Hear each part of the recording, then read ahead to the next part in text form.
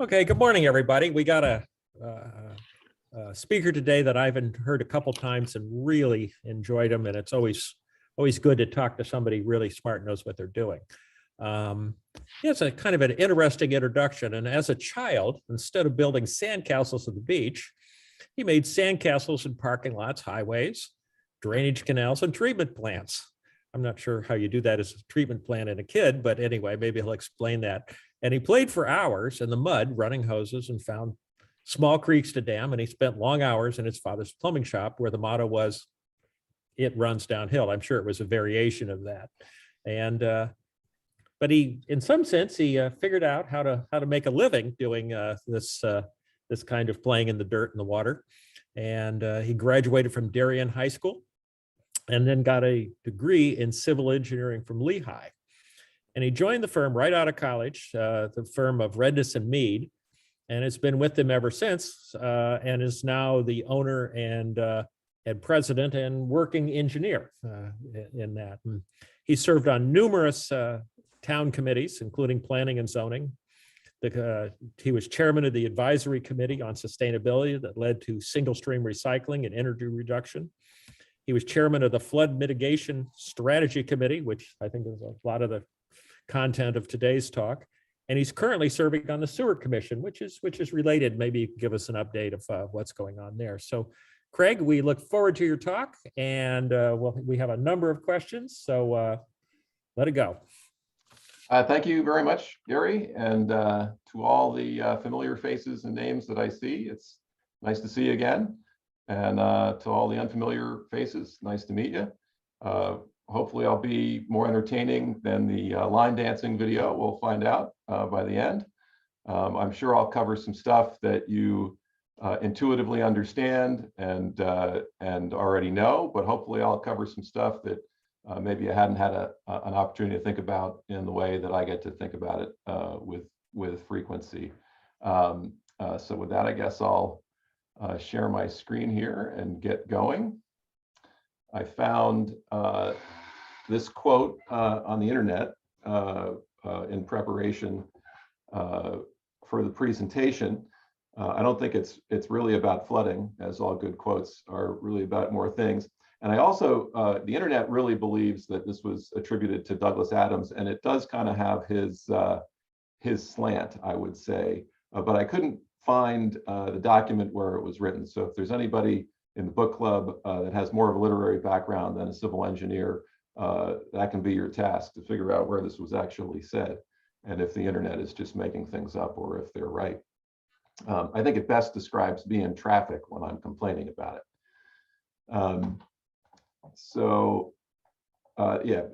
Thank you for the introduction. Planning and zoning is actually not one of the commissions that I've had an opportunity to serve on, but you might have gotten across with the Environmental Protection Commission, which is kind of the town's wetlands agency, also one of the land use agencies in town.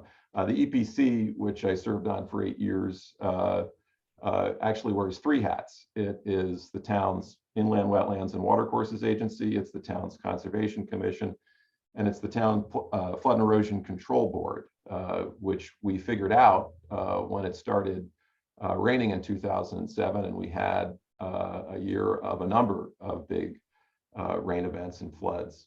And that led into the creation of the Flood Mitigation Strategy Committee, where we took a very close look at our watersheds in town and studied 2 or 3 of them in quite detail. And yes, now I'm currently chair of the Sewer Commission, and we are going to be doing a lot of upgrade work on our sewers as we move forward, as they're largely 80 years old at this point. A shameless plug for my company. These are my 4 partners. We have Lauren, Brian, myself, and George. We've got 40 employees. Our main office is here in Stamford, Connecticut. We also have an office in Wilton, and the 3 disciplines we provide are land surveying, site civil engineering, and land planning and zoning consulting.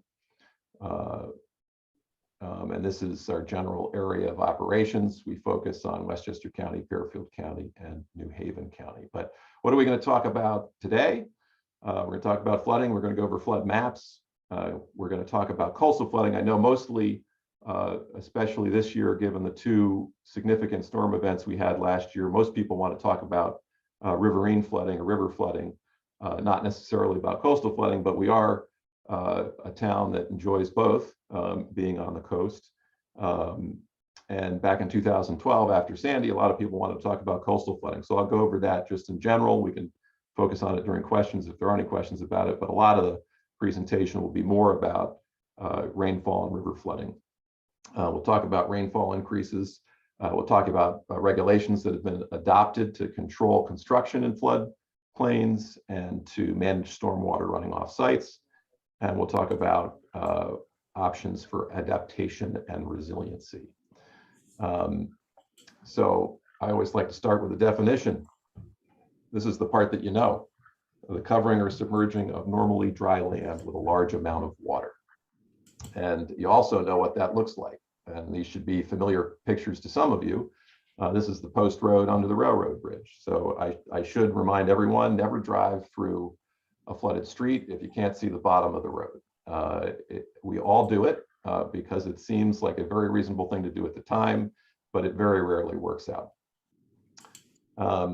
This is a picture looking at Vivala's Deli. This is Heights Road. Earlier this year, I think it was earlier this year during Ida.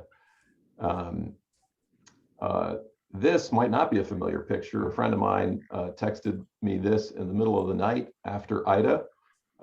If you are looking closely, you'll see some red benches here that should be very familiar. Those are the red benches out in front of Uncle's Deli on the post road. So these pictures, this picture on the left is looking east down towards the railroad bridge. You're looking at 1020. He's standing by the Sugar Bowl and looking right towards 95 on the right here, and those are the benches in front of Uncle's Deli. So this is what downtown Darien looked like, which was not a common occurrence. And this was, again, during Ida, which was not a common storm. This was after Ida. This was down at Pear Tree Beach. This was not coastal flooding, even though it's right on the water. The catch basin here on the left, just out of the picture, always gets clogged because it's a beach and it's hard to keep sand out of the pipes in the catch basin. And this is rainwater from upland areas and coming over the parking lot, just eroding the beach, trying to get out to Long Island Sound. Now, this is nothing new. I've got a couple of newspaper clippings from 1955. Hopefully they translate well through Zoom. They might be a little pixelated and hard to see, but what's happening in this photo is this is a mangled railroad track, and this is a railroad car collapsed into what is the Stony Brook. And so the Stony Brook, just east of Rings End Lumber and south of the Scout Cabin, took out the whole railroad track and undermined it during floods from 1955. So this isn't new. The rainfall increases make it a little newer, but really, as I like to say, river flooding is a natural phenomenon, and rivers and their floodplains have been flooding since before Europeans got to this continent and before humans walked this earth. This is another picture, a little harder to see, but this is a collapsed roadway, which is West Avenue at the Norotan River, also a picture from the floods from 1955. So just surveying the amount of damage done in 1955, I would say Ida is probably our biggest flood since then, but I don't think it exceeded what happened back in 1955. So this is a map of Darien, of course, and I know that there might be some folks from other communities on the call, and although this will be somewhat Darien focused, I think the principles of what you learn can be applied to the neighboring towns and really just about anywhere. But we are going to look at kind of a hyper focus on our geology and our geography and our circumstances. This is where river and coastal floodplains are. These are the regulated floodplains, and we'll get into this. These are the floodplains established by the Federal Emergency Management Agency, National Flood Insurance Program, and indicated on their flood insurance rate maps. So it's not to say that these are the only places in town that flood, but these are the ones that are mapped and have regulations that tie to them. Basically, we'll get in a little bit more detail on that. And in those maps, this is some figures from the town of Darien. There's 3,700 structures in floodplains throughout the town and 160 structures in floodways. And I'll talk about the difference between floodplains and floodways as well. So if you want to know if you're in a floodplain or if your family's property is in a floodplain, or if a property you're considering renting or buying is in a floodplain, I'm going to give you some resources to go to. Again, the FEMA Flood Map Service Center is the official maps on which regulations apply, additional regulatory authority applies. It's also the maps that your mortgage lender will look at in determining whether or not you need flood insurance on your home. So that's the source of what people use to determine whether a house is vulnerable or not. If you want something a little more layperson friendly, that's this flood factor. And then if you want something a little more hyper focused to Darien, that's the Darien CT Map Geo. You put any of these terms into a search engine and you'll get right there. So this is what the FEMA Map Service Center looks like. You type in an address at the top. I've typed in Town Hall, and it'll show you the official flood insurance rate maps for Town Hall. And so you see some different colors here, and we're going to get into those. This red and blue striped color, so just to, let me orient you a little bit on this picture. You see Town Hall right here with a large white rooftop. And so running from north to south is the Stony Brook. That's the brook on the edge of the softball fields there. It's certainly an area of town that floods with frequency. So this red and blue striped area is called the floodway. And the floodway, if you're used to coastal environments, is a little bit like the velocity zone. That's really where the river is moving with some velocity during a flood. It's critical to maintain a floodway so that the river itself just has the capacity to convey water from upstream to downstream. The other color you see on here is that light blue. Here it says Zone AE. That is the regulatory floodplain. That is the area on which the local regulations are based that control how you can construct in the floodplain. And it's, again, what your lenders use to determine whether or not you need flood insurance on something they're going to give you a mortgage for. And then outside of that, you've got an orange area, and that orange area is less likely to flood. So now we're going to get into some of these terms. The term that has come down into the common lexicon is the 100-year storm. And I understand what that means, but I think as it's talked about commonly, it's lost a little bit of its meaning because people are looking around and see portions of 100-year floodplains flooding more frequently than every 100 years. And they say, oh, it seems like we're getting a 100-year storm every year. It doesn't have much meaning. Well, if you are closer to the river and lower in elevation in that 100-year floodplain, of course, you're going to flood with much greater frequency than once every 100 years. If you are way towards the edge and limits of that floodplain and up at the full elevation of that floodplain, then maybe you'll flood once every 100 years. So it's the entire area would turn blue on an average recurrence interval of once every 100 years. It's also, we also like to say in probabilities, it's got a 1% chance of occurring in any given year. So that entire blue area has a 1% chance of filling up in every given year, but certainly smaller portions of that will fill up with much greater frequency. So that orange area that is on this map and other maps is basically the 0.2% chance area or 500 year average recurrence interval, or it's just other areas that were have small drainage basins that they haven't really studied, but they know that flood. This is the flood factor that I represented. It's a little more layperson friendly. They look at a property and come up with a flood factor on a scale of 0 to 10. But there is a lot of information on this website about how they do their calculations, how much damage you can expect over the course of a 30-year mortgage, how likely it is to flood in over 30 years, and some good information on the background of flooding in general. We then have a website that I love using and I use almost every day, which is Darien Map Geo.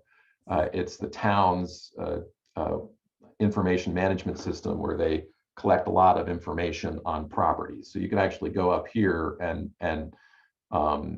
learn about very specific properties. You can get your property tax record cards, you can see who owns them, you can see how big they are, but you can also add in things like topography to see the ground elevations in any given place and how they relate to your property and how they relate to the floodplain.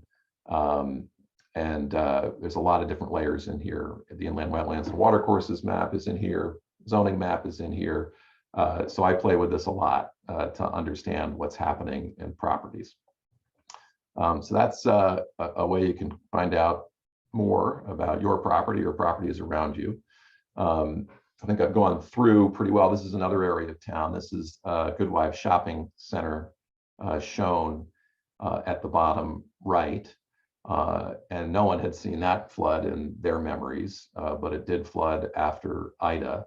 And it was predicted by the drainage studies and drainage models that were prepared by the town. Leave it. See the X through it? Yeah. So again, you can see the floodway, that red crosshatch. You can see the floodplain in blue and the other areas that flood. So here is one in the upper right-hand corner. This is not an area that was studied, but they know there's a water course there. They know it's low lying. And so they put this orange area on it just to say this is another area that might flood, although we don't know a lot about the particulars of that flood. So we talked about areas, what the areas in blue meant, effectively a 1% chance of occurring in any given year to fill the whole thing. But of course, if you're lower or closer to the source of the flood, that's going to happen more frequently. Regulatory floodplain, we'll get into the regulations towards the end. Now, if you wanted to get a little more specific on your property, right, all of these things are very general. They're done looking at the town as a whole or a region as a whole or mining information from other sources. They're not really specific to your property in that, you know, perhaps you're in a floodplain, but you don't think you flood. You know, if you didn't flood in Ida, you might not flood ever. And so you can actually get what's called an elevation certificate prepared by a land surveyor, which will record the actual elevations of your first floor, of your basement, of your mechanical systems in relation to the predicted flood elevations. And you can use that to get out of having to pay for required flood insurance, or you can use that to determine if flood insurance is a good idea. So that would be a level that would be granular to your property. All these other sources aren't granular to your property. They were done for whole watersheds or whole towns. I promised I would talk both about coastal flooding and about river flooding. So the picture in the upper right, you might recognize that's Pear Tree Beach during a coastal flood. You notice it's also not raining in that picture. And the picture in the bottom right is river flood. That's Stony Brook Park, just north of Ledge Road.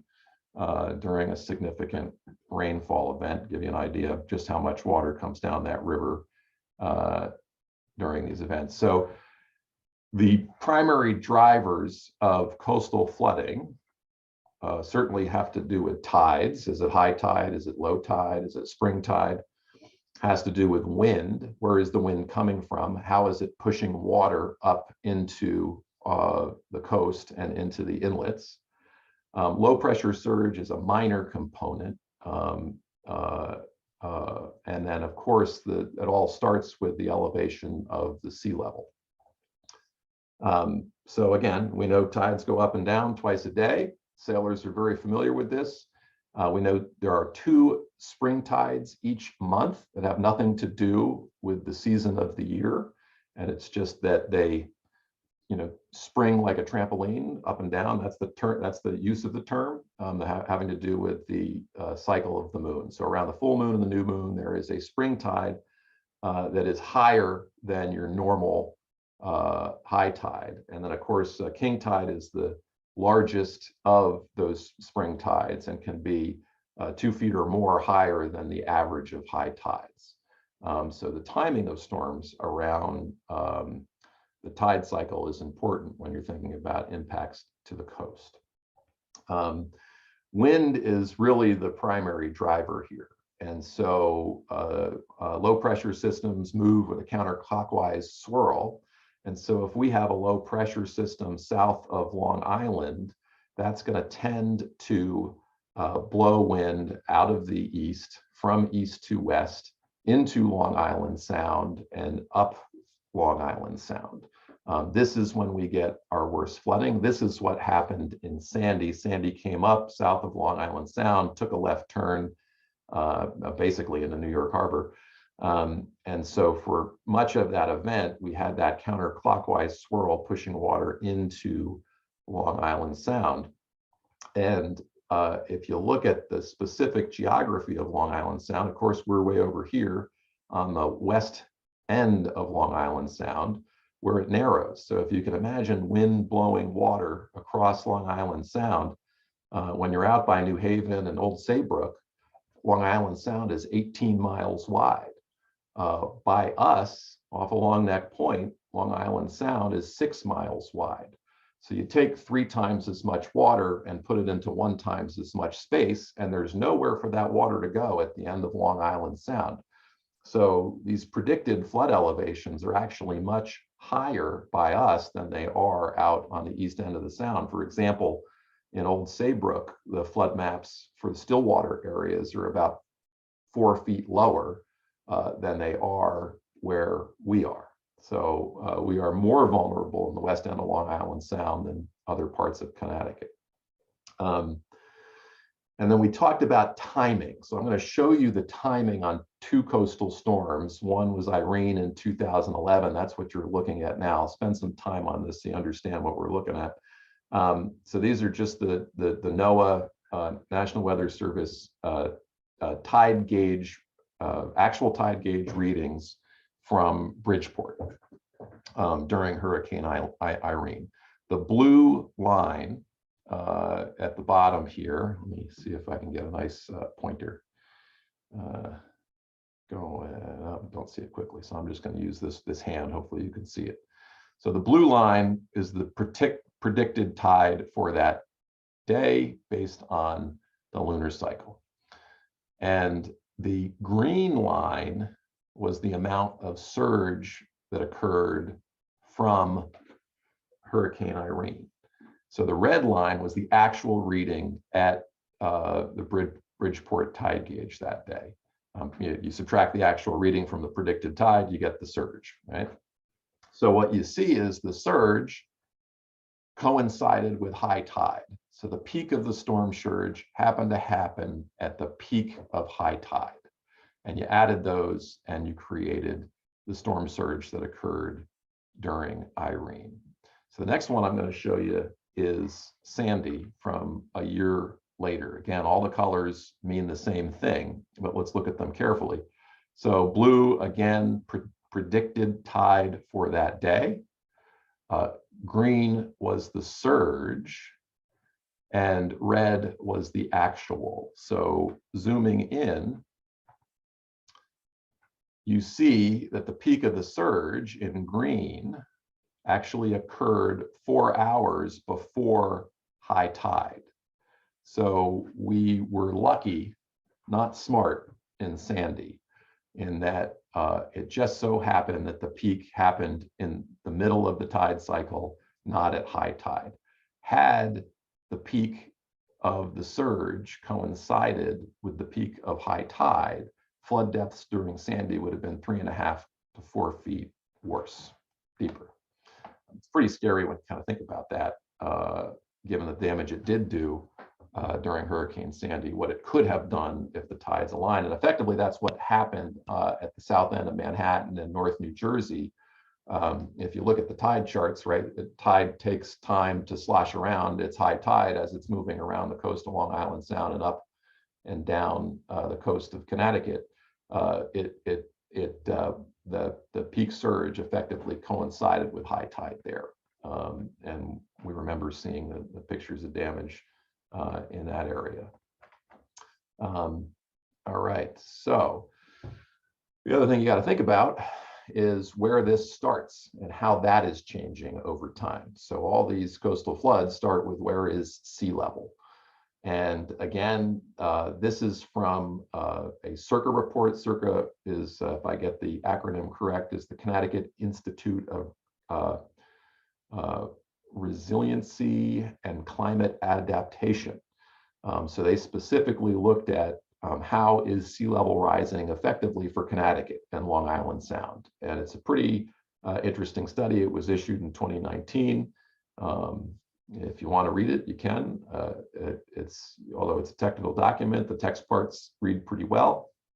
And basically what CIRCA says is, after all the research we did and all the observational evidence we see, you should plan for 20 inches of sea level rise between 2001 and 2050. That's a planning recommendation. It might be a little conservative, but the reality is that currently, based on observational evidence alone, sea level is rising 4 millimeters a year. And it's predicted by the end of the century, depending on where we're headed with controlling the amount of carbon dioxide in the atmosphere, could be anywhere from 2, 3, 4, 5 feet higher than it is today. So that's going to make spring tides feel much more annoying than they do now. And it's certainly going to make coastal flooding worse than it is now. I mentioned low pressure surge. That's the idea that these are low pressure systems. So the center of that low pressure works a little bit like a straw in a vacuum. And so the low pressure in the core of the system can actually suck up the ocean to a higher level and pull water in. For Long Island Sound, it's not really much of a factor or much of a driver, but it is a component, so it was worth mentioning. Now I'm going to move on to river flooding. So there's totally different drivers of river flooding than there are for coastal flooding. It might happen in the same storm because you get a hurricane that can also drop a lot of rain, but as tended to happen, bad coastal floods aren't necessarily the same events that bring bad river floods. So it starts with how much rain is falling out of the sky, of course. That's the primary driver. Then we get down to the watershed characteristics. How big is the watershed going down to a particular point, or a particular river or stream, or a particular pipe or culvert? What is the slope of that water? So how quickly does it come? Do we have steep valleys? Do we have shallow floodplains? What are the soil conditions that are within that watershed? Are these sands and gravels that soak up a lot of water into the ground? Are these silts and clays that are have a very low permeability and would generally act more like impervious surfaces, allowing more water to run off? And then the last, which is what a lot of people spend a lot of time talking about, is what is the surface cover? So is it covered with roads and driveways and buildings and structures? And is it impervious, or is it woodland or meadow or lawn? Both of those things are going to change how much water runs off. River channel geometry is important. How big is the channel? How much water can it convey? And then the floodplain capacity. Now, this is a tough document to do on Zoom, but I think it's worth looking at, so I'm going to try to do it. The reason we're talking about flooding today is because we had 2 huge storms last year. So I want to try to put those 2 huge storms into some context to understand how huge they were and how they related to one another. So the first column is just looking at how much rain fell in the greatest 15-minute increment, the greatest 30-minute increment, the greatest 1-hour increment, the greatest 2-hour increment. So we created a time to look at how much rain fell in that period of time during the worst section of the storm. The next 3 columns have to do with Elsa, which was the July 9th storm. And the far right 3 columns have to do with Ida, which was the September storm. So starting with Elsa, the actual rainfall, we have 2 rain gauges in town, one on Town Hall, one on Royal School. These are from Town Hall. Is how much rain fell in the worst 15 minutes during Elsa. It was 0.56 inches. The worst 30 minutes during Elsa, an inch of rain fell, and so forth. You might recall from Elsa, it rained 1.5 inches the night before, and then it stopped for a while, and then it rained 5 inches the morning of. So it rained 5 inches over a 6-hour period, kind of the morning of July 9th.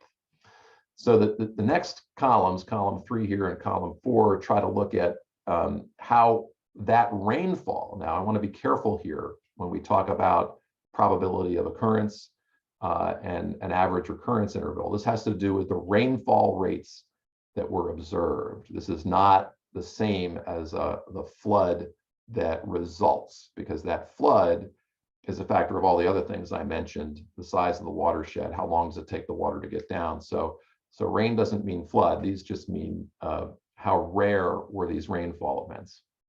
So the 15-minute total wasn't rare much at all. It has a 100% chance of occurring in any given year, or it's going to happen every year.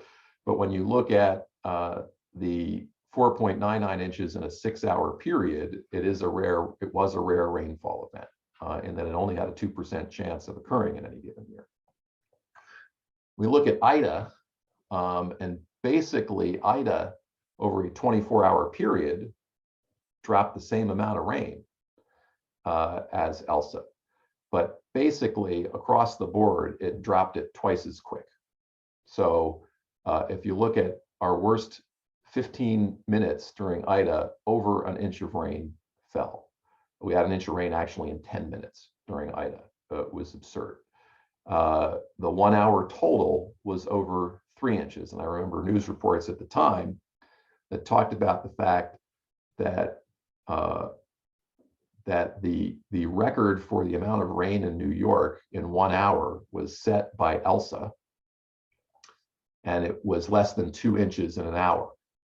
And then during Ida, we had over 3 inches of rain in an hour. So 150 years of rain gauge monitoring in Central Park never picked up more than 2 inches of rain in an hour.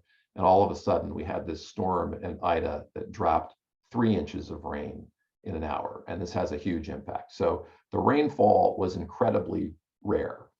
And we use the best data that we have to talk about rainfall, and that's this data set called Atlas 14, which is put out by the National Weather Service and based on observational evidence from a very current time period. Unfortunately, that data that we use is still backward looking and doesn't include any potential increases in the amount of rainfall over time.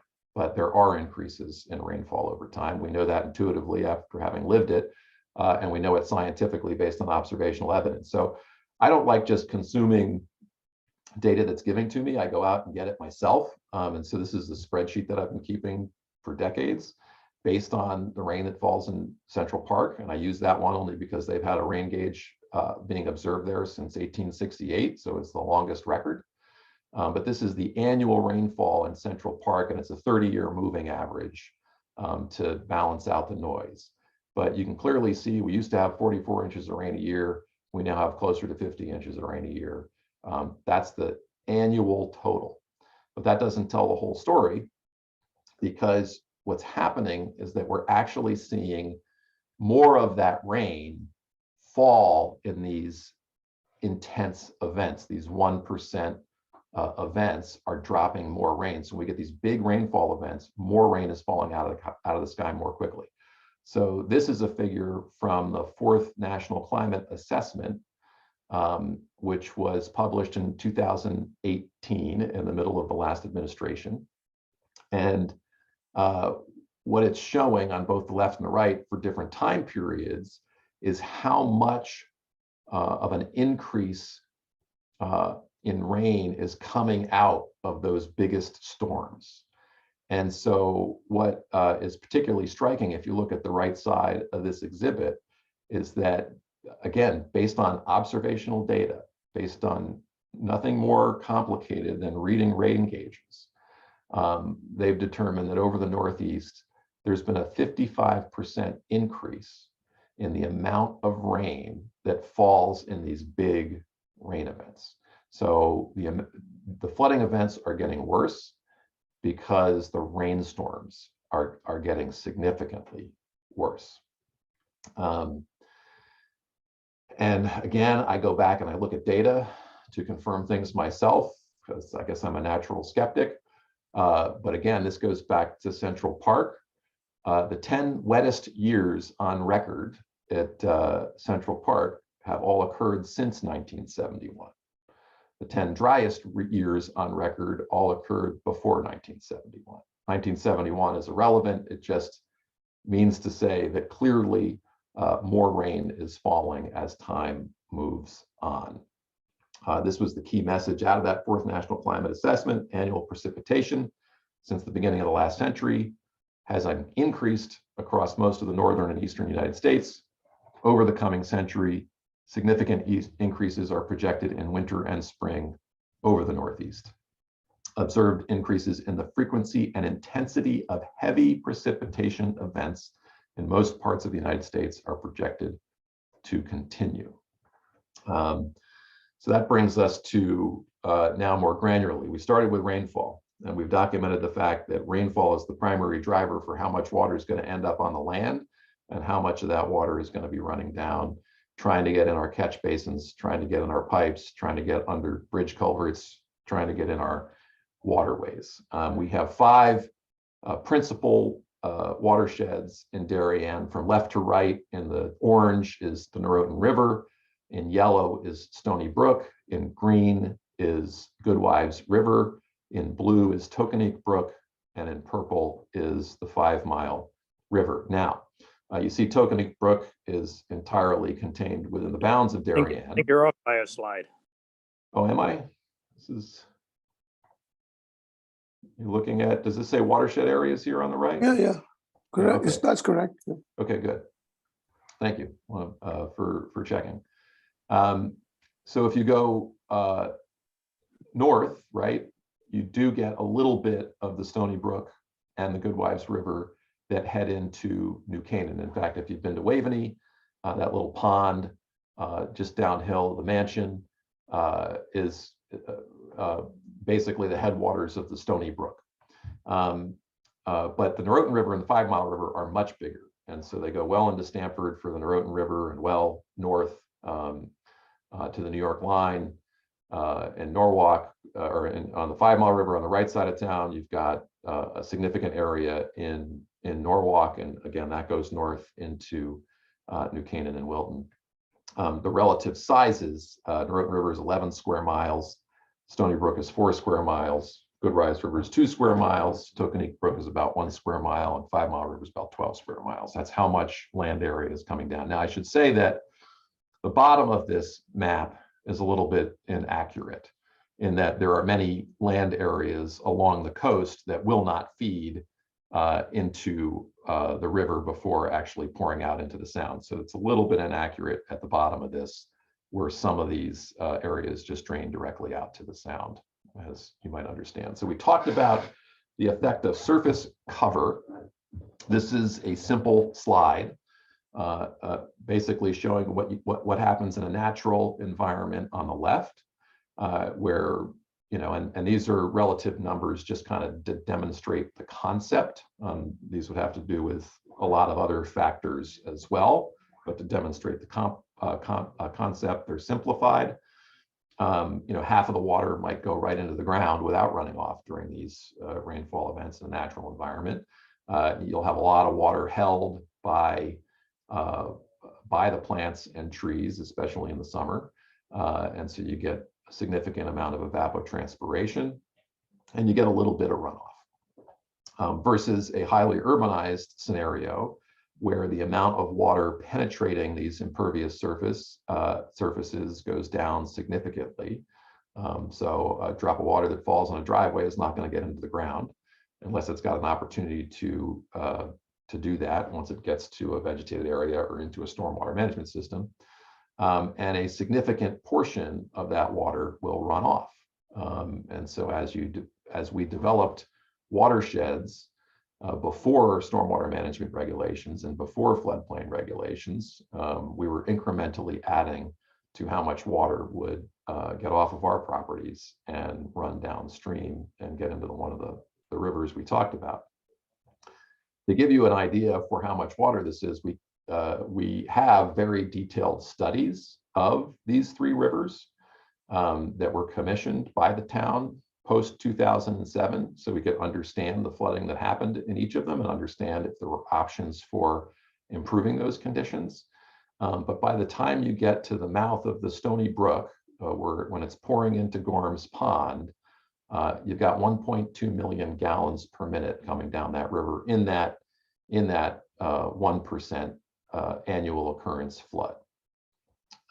We like to use the term CFS, or cubic feet per second, because it's inefficient to use long numbers when you're doing a lot of the work. So this just is in a different format, cubic feet per second versus gallon per minute. So you might have heard anecdotally that the new stormwater management system in the federal project in the Heights can hold 1.2 million gallons of water. And this is all well and good for the local area around that. But ultimately, its benefit to Stony Brook is 1 minute during that storm.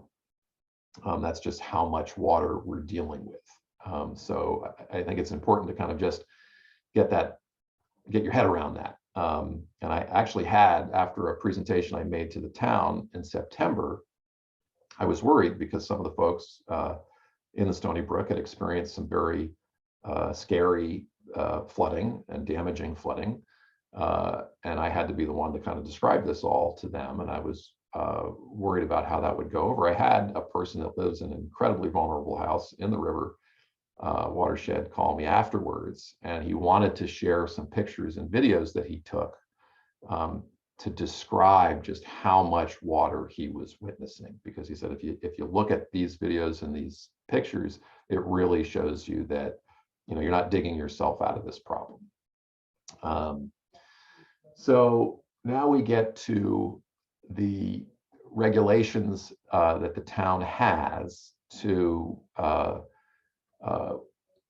both. So in terms of section 820, that's the flood damage prevention section. This regulates how you are allowed to build in floodplains. And it's only been on the books since 1981. So anybody that built a house or a business or a building or a structure before 1981, there was no regulation on how you built that house relative to potential flooding. It's only since 1981 that the standard has been around.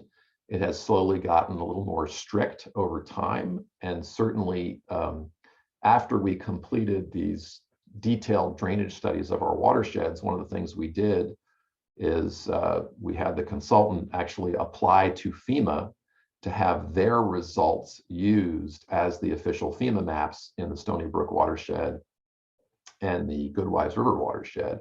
And that's because we found, after doing the studies, that their predictions were that more people were at risk for deeper flooding than FEMA was predicting.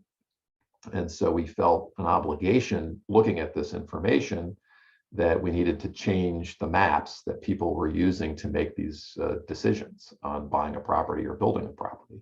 And we're very happy we did that because that really came to pass in Ida. The predictions, we were still a little bit below during Ida, believe it or not, than that 1% event.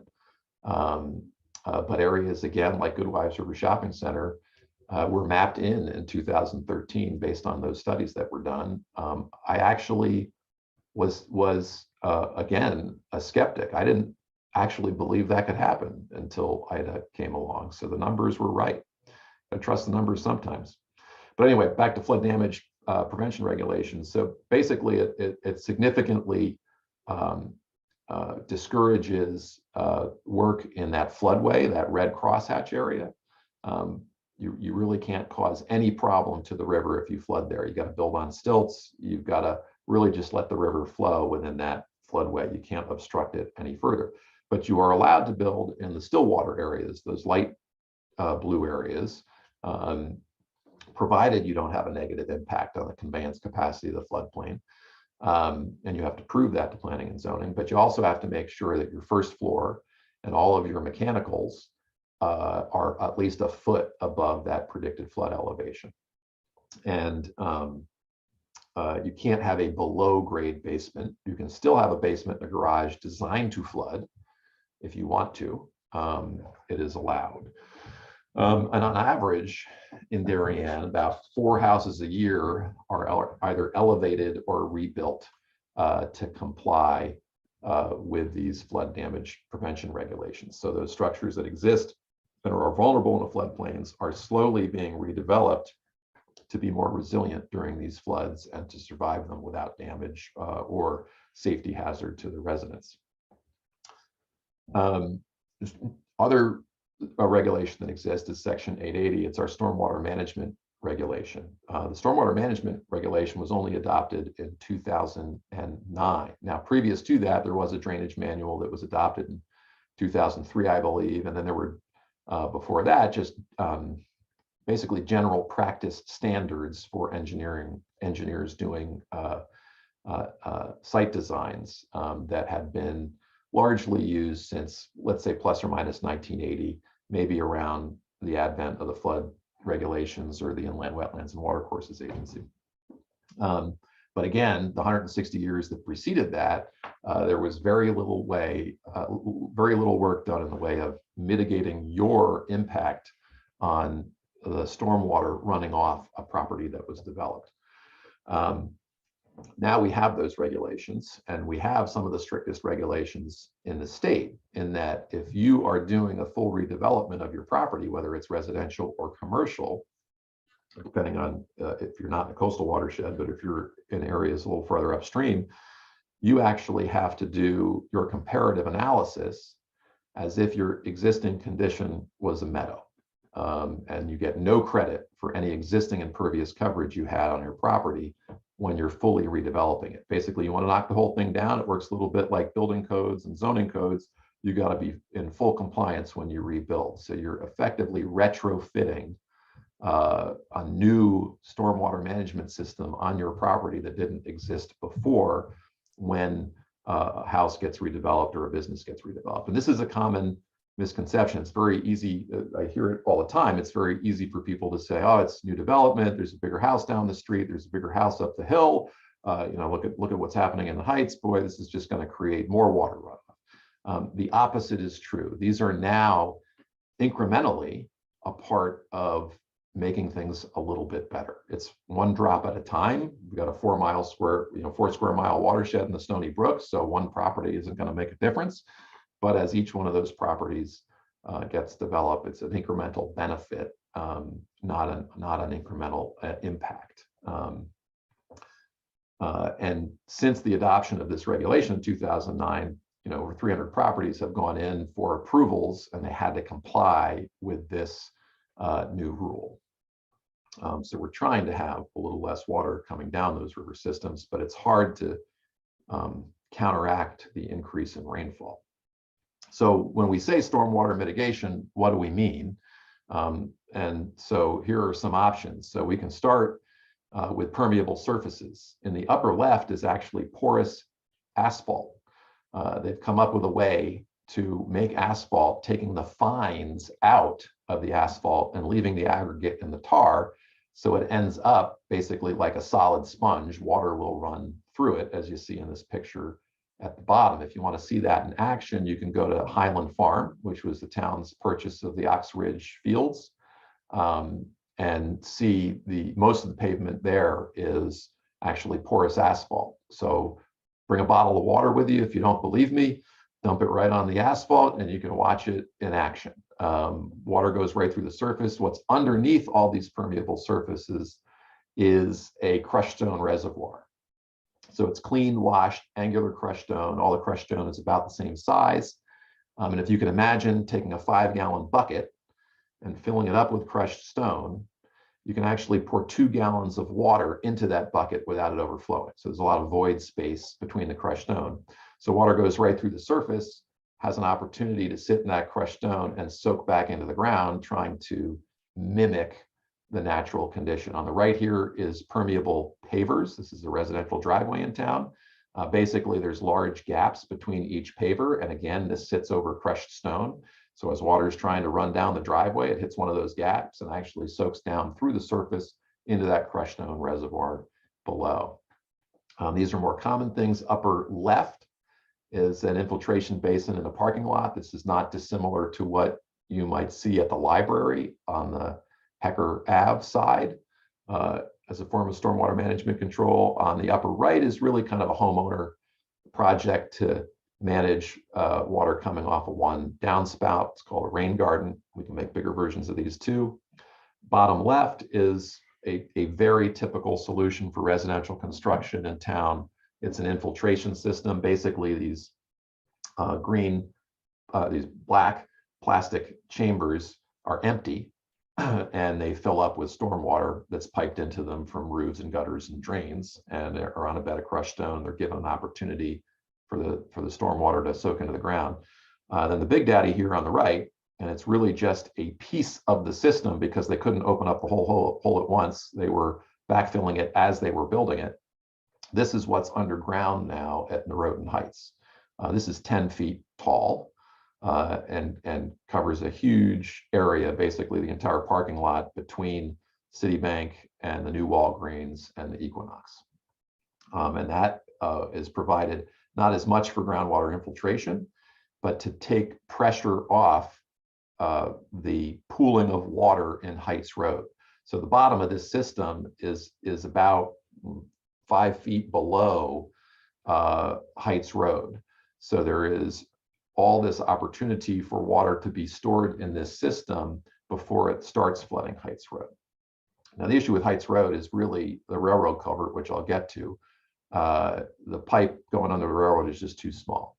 So you can't fix the problem with storage, right? We talked about how many gallons per minute comes down a given watershed.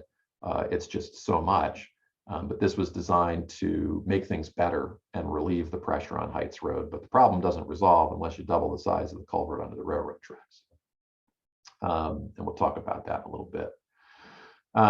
Back to rainfall rates again, but this has to do with how regulations have changed over time. So we used to use this rainfall data set called TP40, Technical Paper 40, put out by the National Weather Service until it was replaced about 10 years ago by these Atlas 14 numbers. So when we were designing a system, say in the 80s and 90s, we were generally designing it for that 25-year event or the 4% chance of occurring in any given year. And the 24-hour rainfall rate in those storms was 5.7 inches. And we were only designing systems to mitigate an increase in impervious coverage. So you started with a house and drive, and you might have put a bigger house and drive on there, but we're only designing a system for that difference. And that was based on a 25-year storm. 2003, the regs came out that said, no, don't use 25-year storm, you now have to use 50-year storm. So we used more rain coming down, but we were still only sizing systems for the incremental increase in impervious coverage on these redevelopment projects. So you got to bank your existing impervious coverage and take credit for that. Well, when we passed the new stormwater management regulations in 2009 and got the new Atlas 14 rainfall data, we still have a 50-year standard, but now we're basing on a 7.4-inch storm relatively, and this changes depending on the timing and the critical storm, but this again simplified to demonstrate the concept. But now we have to, if we're in a full redevelopment, actually manage the water from all of the new impervious coverage on site and get no credit for the existing impervious coverage if we're ripping it up and taking it out. So this is how regulations have changed over time. So we've literally only had 10 years of our entire development history where we've been designing with this strict standard. So it's not going to noticeably change things. You know, we have a whole bunch of roads that were built long before these standards, and they're not going anywhere. And it's a lot of impervious coverage. And until many more properties get redeveloped, it's not going to make a noticeable difference in our floodplain. But what we're trying to do is reverse this effect, so that even though it might look like a highly urbanized setting, it might function like a natural setting. That's what we're trying to do with these regs. So I mentioned railroad culverts. Going back in time again, the railroad came through here 150 years ago. And most of the town was farmland 150 years ago in woodland. And you know, maybe they didn't have a lot of the resources we have now and didn't pay a lot of attention as we do now to how much water runs down in different areas. Because quite frankly, if there were no houses, if an area filled up with water, no big deal. It drained out, nobody was hurt, nothing was damaged, and it didn't really matter. So basically everywhere these railroad culverts pass one of our watercourses or little streams or little tributaries, there tends to be a pretty big drainage problem. That includes Kelsey Street off of West Avenue, includes Heights Road, which we're all very familiar with because we've driven it, includes the Stony Brook, where you saw that railroad car collapsed into the hole. That's Stony Brook is really what causes the flooding at the Scout Cabin. Bailey Avenue was a new one, had not flooded until Ida, but again, it was a railroad culvert that just couldn't handle all the water coming down through the watershed. And the flooding at Goodwives is a combination between the railroad culvert and Tokenique Road, backing up water in the Goodwives River there. And we've all seen our underpasses flood at Leroy Avenue or Post Road or Raymond Street. So it would be real simple to just say, well, let's make all those culverts twice as big and get twice as much water through them. And so any of the water that's being held back by that big railroad embankment can just wash on through, and you know, we won't have these backwater flooding areas at these locations anymore in Heights Road or the Goodwives Shopping Center or these neighborhoods. But then you got to think about all the people that built in the floodplains or on the edges of floodplains between the railroad tracks and Long Island Sound. So if you increase the size of all those culverts, all of that water is now going to wash downstream more quickly. And so there'll be more water coming across Hecker Avenue and Renshaw Road and Crimmins Road. There'll be more water downstream of all these areas that, you know, could be a problem for someone else. So they tell you when you're working on these management scenarios to actually start from the bottom and go up. And so, you know, one of the things we did when we carefully analyzed the rivers, this is the report on Stony Brook. It's 456 pages. Again, a lot of that's appendices, and it's written in a very consumable way. So if you live in the Stony Brook watershed or near the Stony Brook or in the Goodwives River watershed or near Goodwives River, there's great reports on exactly what those rivers are doing. I recommend them. They're available on the town website. I can certainly provide you links. But the consultant that prepared the models came up with dozens and dozens of potential modifications that we could consider on these river systems to try to move water along more quickly, to try to reduce the amount of flooding. So I've taken this one example out of the Stony Brook study, but as I've said, there's dozens and dozens, starting from Gorham's Pond, going all the way up to West Ave of, or actually Middlesex Road, of ideas to better improve our river systems. And I'm just gonna, this particular section here has the Post Road angled in the bottom right. and it's got Renshaw Road going to the town hall in the top left here. And this is an area of the river that basically has stone walls on both sides. Looks a little bit like this in this upper right-hand corner. So here's what the consultant looked at. They said, well, if we widen that river from 10 or 12 feet to 30 feet at the bottom, basically open it up, install a new retaining wall on the west side, have a banked slope, 3-on-1 slope on the right side, take this house and down and rip it out, remove this garage, and we do that for the entire section from the Post Road to Renshaw Road. What difference, what improvements can we make in the flow of water through that watershed? So you'll see a couple of cross sections that come through here in this turquoise color. Cross section G here towards the bottom, cross section H also nearby. So we can comparatively see what is our benefit at those cross sections after doing all that work on private property where we'd have to secure rights. And so right here, cross section G, from these improvements, after doing all that work, the floodwater elevation would go down by 3 or 4 inches. And that gives you the scope of the problem. And that's demonstrated back here in this picture. The blue line at the edge of this picture is the extent of the existing conditions floodplain. The orange line is the extent of the floodplain after making all those improvements.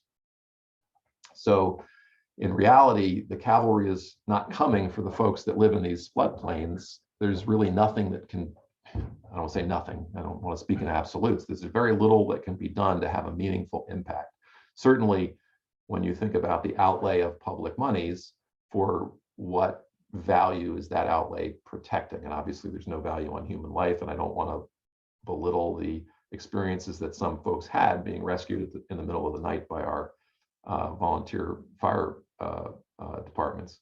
But you see how intractable the problem really is, and why one of the primary recommendations that came out of the Flood Mitigation Strategy Committee was to purchase the most vulnerable properties and knock them down, because that's how you eliminate the vulnerability.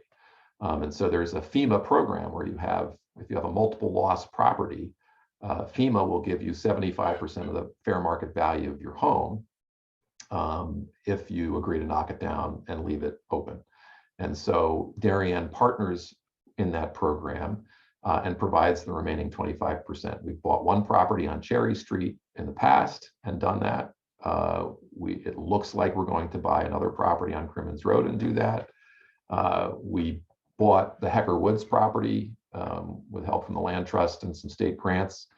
So that didn't get developed. But that's the best way to protect people going forward in terms of the outlay of dollars. But what else can we do, right? Because there's these big floodplain problems when you have 1 million gallons per minute at the Stony Brook, but then there's neighborhood problems like water, not enough catch basins and a small pipe in your street. And all of a sudden you've got water running into a basement. You never had water running into it before. So there are things we can do there. We talked about our regulations that help us redevelop resiliently. After Sandy, 25 homes in coastal areas were elevated so that when a new coastal flood comes, they will be protected. We've seen 25 homes built or rebuilt or elevated since 2013, since the new maps came out. We purchased those 2 properties with 1 more pending. And we talked about over 300 zoning permits issued since the new stormwater regs have been issued. So slowly over time, as things get redeveloped, it's getting better, but the floods will come. There may be things that we can do in isolated areas, again, to improve what I'll call neighborhood drainage, where the stormwater facilities that the town has in streets might not be operating efficiently or effectively, or might be clogged, or there might be some problems. And that's largely probably the dollar focus in the near term that DPW will be looking at and the town will be looking at. Certainly maintenance is important. Cleaning culverts and streams, what I saw in both these storm events is, even though you might have had a nice big culvert under a road, it quickly got clogged with floatable debris, logs and branches and leaves and lawn chairs and barrels and anything else, and logs that might float down from your property. So one thing, if you do live in a floodplain, is don't keep anything floatable in your floodplain, because that will immediately be part of an obstruction that makes things worse and endangers lives and property. And it would be important to note that goes for sources of pollution as well. Where are you storing your gas can or your oil can? Where are you storing your fertilizers? How much fertilizer is on your lawn?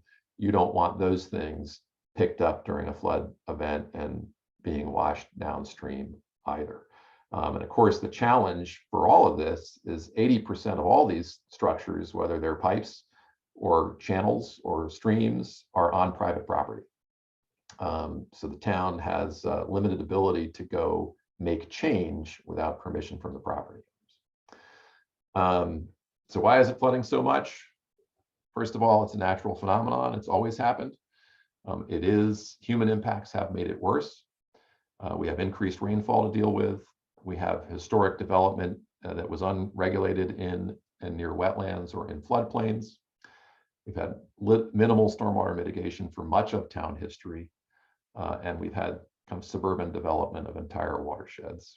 And of course, culverts, when they were designed 30 years ago, were designed to a totally different standard that is effectively less than the rainfall intensities we're seeing today. And so that was the presentation. Okay, Craig, this is Charles Salmons.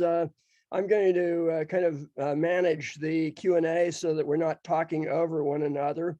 And I'll just say to our audience, go to the reactions button on the lower right, and you can choose raise your hand, and that will enable us to kind of deal with what I'm sure are going to be a number of questions. I mean, I'm seeing the hands up popping all over the place. You have a very clear presentation. I think it's been enlightening for many of us. So I'm sure this is going to be an active Q&A, and we may go over noon a bit if necessary. John Bassler, I'm going to call on you first. Unmute yourself. Craig, thanks very much for your very interesting presentation. A couple quick questions. Number one, we had a storm a few days ago. How was that? How big a storm was that in terms of registration? Craig? Okay, there we go. You can hear me now. I think we only had 0.7 inches of rain in that event, if I recall. I didn't look at it specifically. But what made that event probably a little worse than the amount of rain that fell is actually something that happened in March of 2007, which is that the ground was entirely frozen when that rain event starts. So what might be woods or lawn is now a parking lot because it's frozen solid. So you'll get a much higher runoff reaction to rainfall events during that scenario. That's again the difficulty of comparing a rainfall probability to a flood probability. Yes, we did. And the other question is that with the increase in flooding and the increase in rising waters, has planning and zoning accounted for that? And are we going to be able to protect our property more than we have in the past and get EPA approval? Well, so again, through the tweaking of regulations over time, right? We have accounted for the higher predicted floods in the Stony Brook watershed and the Goodwise River watershed. So if you're building near those streams and rivers now, you have to build to a much more conservative and protected standard. And we have stormwater regulations such that a new development of a site has to follow a very strict standard so we can be convinced that they're not causing a negative incremental impact downstream. And in fact, the regulation is written so that most of those properties should have a positive incremental impact downstream. Thank you. Okay, Tom Igo. Craig, thank you very much for a very interesting talk. I'm looking again at your slide that says effective surface cover, and it shows two scenarios. One which is a relatively undeveloped area, and the other is a significantly developed area. And you show the different rates of runoff and the higher rate of runoff, if you will, associated with a lot of buildings. So I'm focused on the major development that's going on right now in the Norotan Heights area. And I recall your slides showed, among other things, significant infrastructure for, capturing some of the runoff that would be associated with the construction that's ongoing and with the new buildings. But my question to you is, looking at the entirety of that project and the mitigation measures that are included in the construction plans, will we be better off, the same, or worse off in terms of the ability of that area to withstand major flooding? So full disclosure, I designed that system. So I might have a biased opinion of its result, but I also have a very detailed understanding of it. And I had to demonstrate that not only to planning and zoning, but to the peer reviewing engineer that reviewed our documentation. We assumed that kind of the 6 or 7 acres of that site that were redeveloped, just like we talked about in the regulations, went back to effectively being a meadow. What you have to realize there at that low point in Heights Road, culvert that goes onto the railroad tracks, is there's 110, 120 acre watershed above that point. And that site that's being redeveloped is about 8 acres, a little less than 8 acres. So it can't control all of the water. It can only control its water.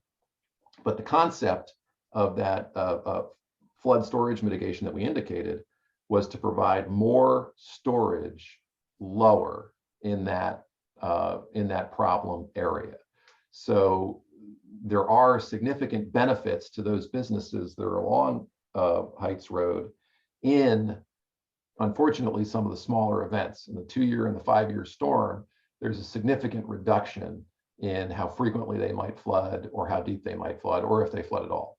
But again, as you get to these massive events, and we designed this through the 100-year storm to have a positive net impact, it's just so much water that those businesses are still going to flood in certain circumstances like they did in Ida. So there's no question in my mind that things are much better now than they were before. In fact, I went back and took the rainfall data from Ida and plugged it into the model. Flooding would have been 16 to 18 inches worse during Ida if that system was not online. Now that's little consolation if your business floods, but we certainly had a net benefit to the amount of water running down that tributary. Thank you. Thank you. Steve Ligori. Unmute yourself. All right. Can you hear me? Yes. All right. Thanks, Craig. Fascinating. We live in Tokenique, so a lot of that tidal flooding you mentioned is near and dear to our hearts here. We learned about it anecdotally when we moved here 20 years ago, and we had house insurance for 20 years, never filed the claim, came here, put the change of address in, and within 24 hours, it was like, have a nice life. We don't insure in floodplains. So that's how we began to learn about living here. But my question is, since Irene mostly, and Sandy, I guess, mostly, a lot of the houses around us have been remodeled and lifted like 3, 4, 5, 6, 8 feet. Yep. What does that do for the impact on us? We haven't. I mean, is that, the old, it will disperse over such a wide area, or do we have to worry about that we're going to get even more inundation? It's a very common question, very common concern, and human nature to look at what's happening in your immediate vicinity and worry about that changing things. But it really is, you're averaging that out over all of Long Island Sound. I'm not saying there can't be something that is locally done with grading that if done improperly could have an impact on you. But in general, the concept of elevating a number of properties and doing it properly is not going to negatively impact you at all as it averages over, all of Long Island Sound. Good. I've been telling my wife that for several years, so now I'll reinforce it. Thanks. Okay, Rick Graffet. Thank you. A terrific presentation, Craig. Just a quick question from observation. As I see new houses being developed that are either on stilts or have been raised, that are in basically adjacent to waterways, I then discover that they put in stone retaining walls around the river or the stream. Is that legitimate? I mean, doesn't that actually compromise the opportunity for the permeability of floodwaters? The answer is yes. It's any change in a floodplain is a potential impact. You could change the ground level in a floodplain and have a negative or positive, but negative impact. If you put a stone wall up, a stone masonry wall, that could have a negative impact to the amount of storage available in a floodplain or the ability of that floodplain to convey water. You have to be very careful with development in floodplains, which is why there's a regulation, and the regulation has a whole bunch of standards. One of the things we do is we'll do a backwater analysis for a very particular piece of property. We did this, we designed the new scout cabin, which is not built yet, but we did a backwater analysis to prove if that building was rebuilt and made larger, how would it interact with the Stony Brook in that location? It's a very common, that's a requirement of the regulation. So the answer is yes, site work matters. It's not just the building, and it needs to be done very carefully. And even things like a fence along a property line perpendicular to the river can be a problem, because the first thing that's going to happen with a fence is material is going to build up against it. If it's in the direction of the flood, it's going to blow the fence out. The fence will wash downstream and will clog culvert.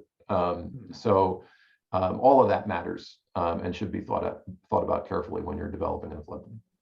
In most cases, with those stone retaining walls, are they permitted under the regulations where it actually channels the rivers and the streams away from private property?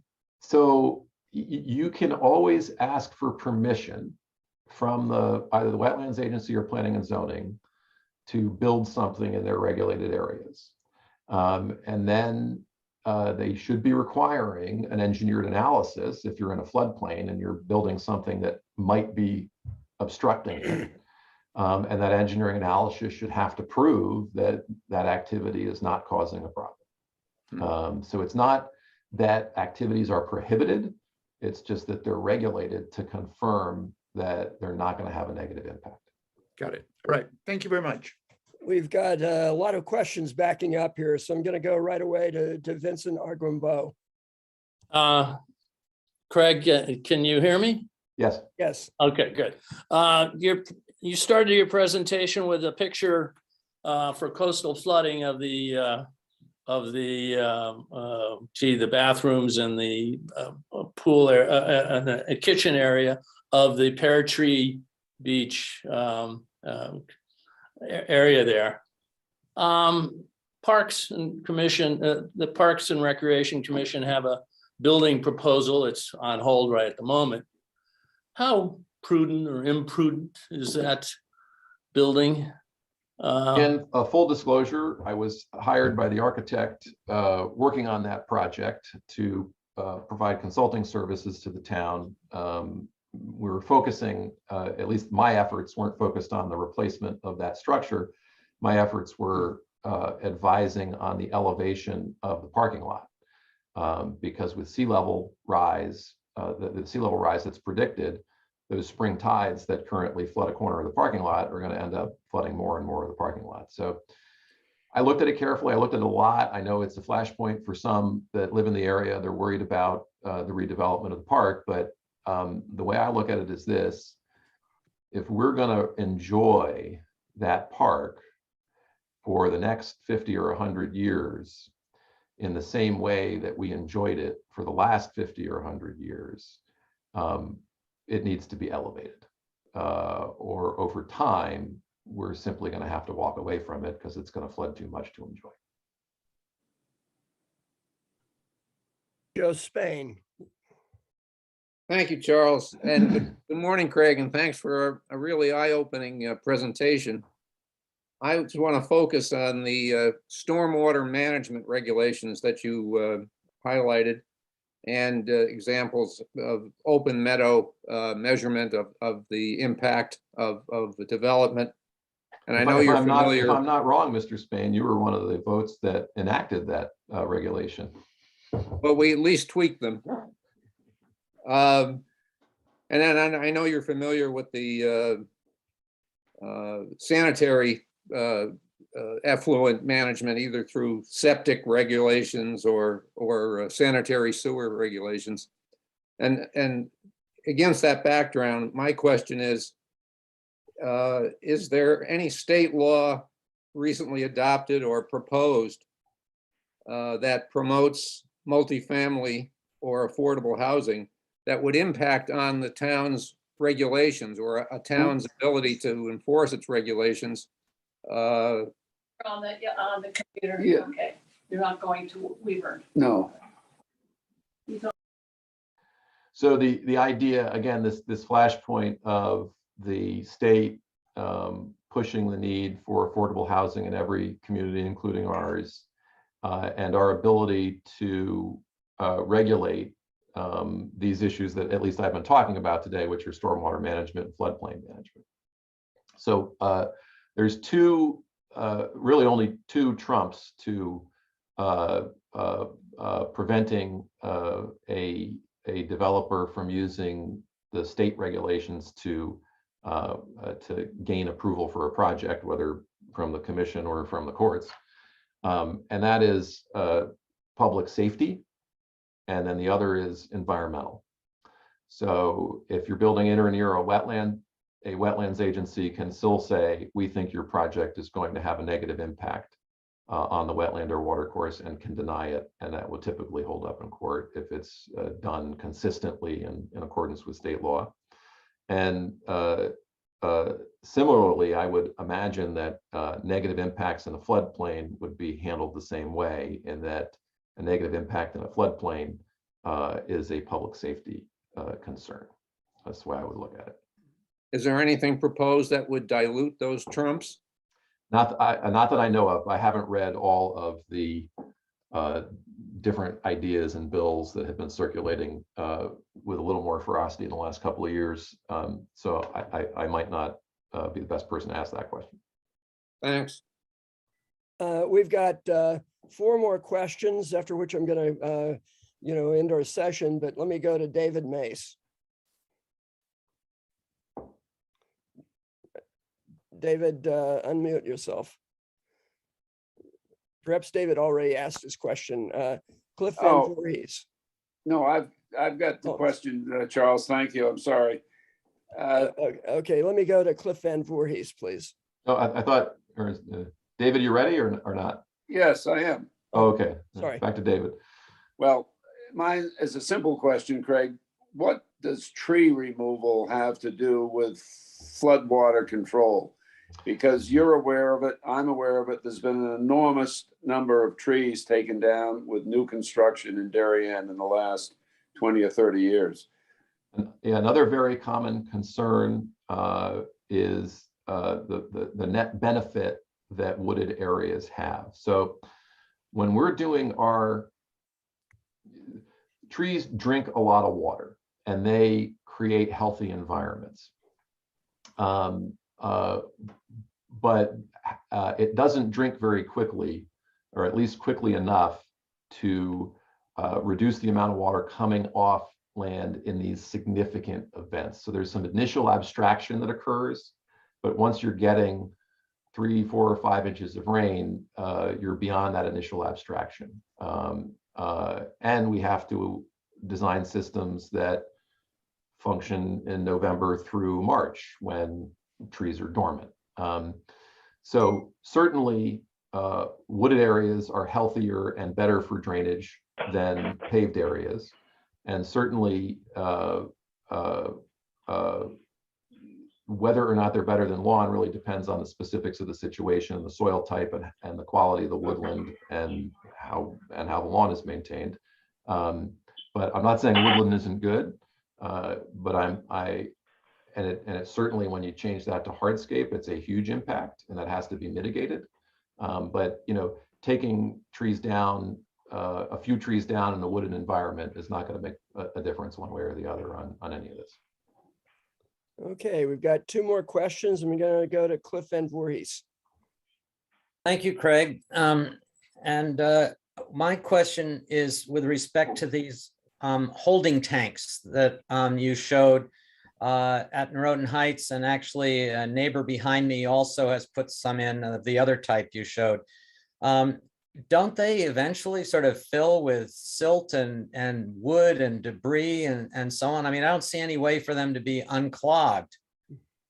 Yeah, so when you, so the couple of different things. So the one in the Heights is really a detention system, and it's working on the throughput of water. It's a little different than that other picture I showed of those Cultex, those black corrugated plastic things, which might be in more residential scale. When you're designing an infiltration, when you're designing an infiltration system, whether it's a basin or those Cultex, you want to put pre-treatment on it.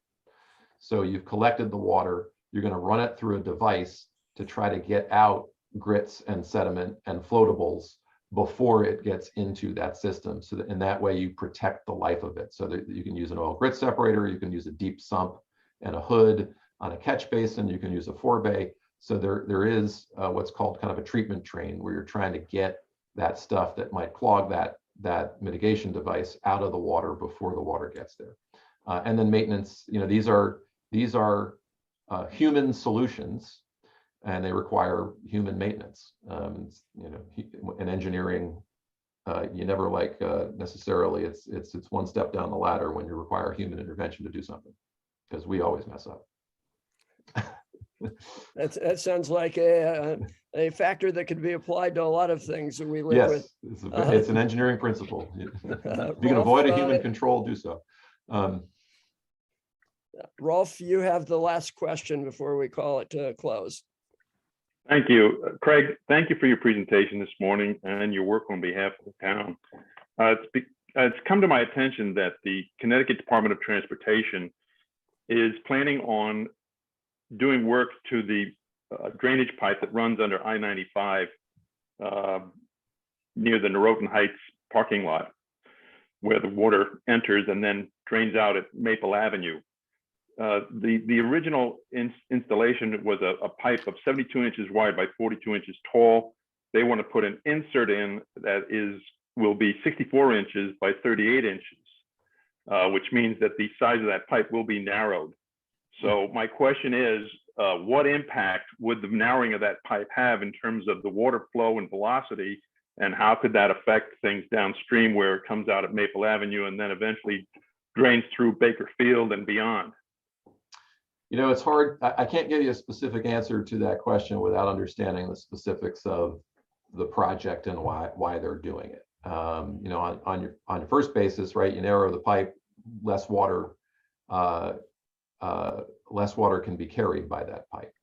But you can get a higher velocity also, because you might get a higher depth of flow in certain events. So really right where it comes out is probably the area you want to look at most carefully.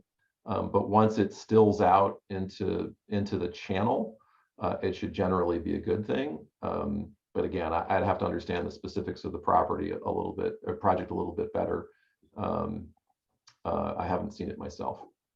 All right, if I may, I'd like to send you the letter that I received about this project, and it would give you more detail. Sure, yeah. Thank you. Well, Craig, we can't thank you enough. This is your presentation. Certainly kept all of our members tuned to it throughout. And then this is probably one of the most lively Q&A periods we've ever had. I congratulate you just on the clarity of your presentation. A lot of it is very technical, but you've done a marvelous job making this understandable to lay people. So can't thank you enough for making this presentation to the DMA. Yeah. Thank you for the invite. It was a great crowd. I work better under Q&A than I do in straight presentations, so I'm glad it came over well. I think you do well in both. Thank you very Thanks, much. sir. Thank Thanks you, again, That Craig. was terrific. Thank you.